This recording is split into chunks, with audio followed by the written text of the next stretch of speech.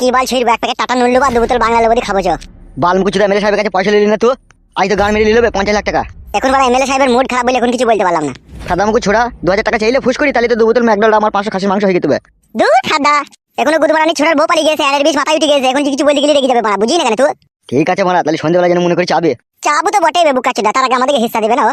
হিস্সেটা বেশি করে নিবি মারা, 50 লাখ টাকা পেয়েছে বুঝলি তো। সেটা আমি বলবো, কাজ তো আমরাই করে দিয়েছি মারা, ভালো 70,000 করলি বলে। 70,000 বুকাচুদা 1 লাখ টাকা চাবে বে, দুজনে 2 লাখ। তুই যেন আমার সাথে বলি তোর মেমা করিনি জানো। আমি তাহলে ওরা বলবই বে।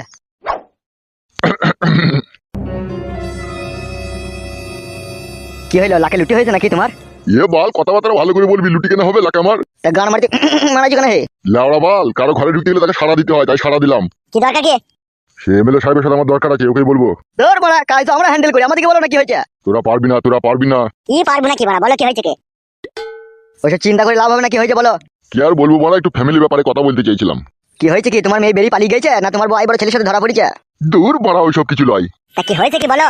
তোরা বাড়া ছেলে সুবিধার লস, তোদিকে বলা যাবে না, সে আমি এমএলএ সাহেবকেই বলবো। তাহলে এখানে আবার দাঁড়িয়ে থাকা কি দরকার? সোজা রাস্তা আছে, হেঁটে চলে যাও, বাঁ দিকে ঘুরে ডান দিকের বাথরুমে গিয়ে হ্যান্ডেল মারোগা। তোদিকে বাড়া কোনো কথা বলার লয় বাড়া। বলার দরকার কি বাড়া, সোজা বাড়ি গিয়ে বাঁটাকে খুলে শোকেশে ভরে রেখে দাওগা। বাড়ার মাথায় কাদের কাছে এলাম রে বাড়া? আমরা ওইরকমই বাড়া। দূর ফাদা, তোদের সাথে বাড়া কথা বলাই ভুল হইলু কাদা।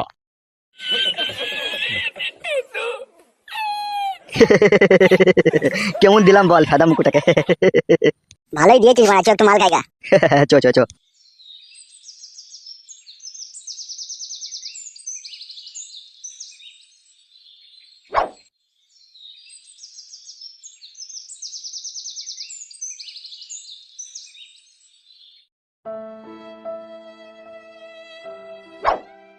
শোন ফালতু, তুই যদি কিছু মনে না করিস তোকে আমি একটা কথা বলতে চাই।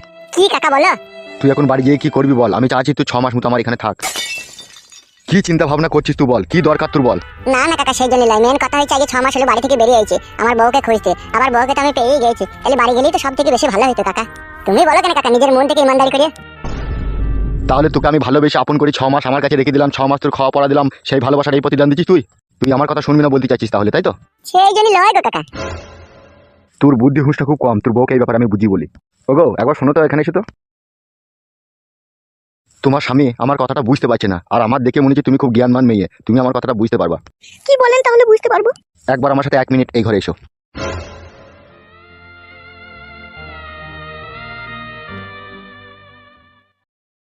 কাকা মারা কি বলছে কি করছে কিছু বুঝতে পারছি না বাড়া। এই ঘরে এইখানে কেন পার্সোনাল ভাবে ডাকলাম বুঝতে পারছো তুমি?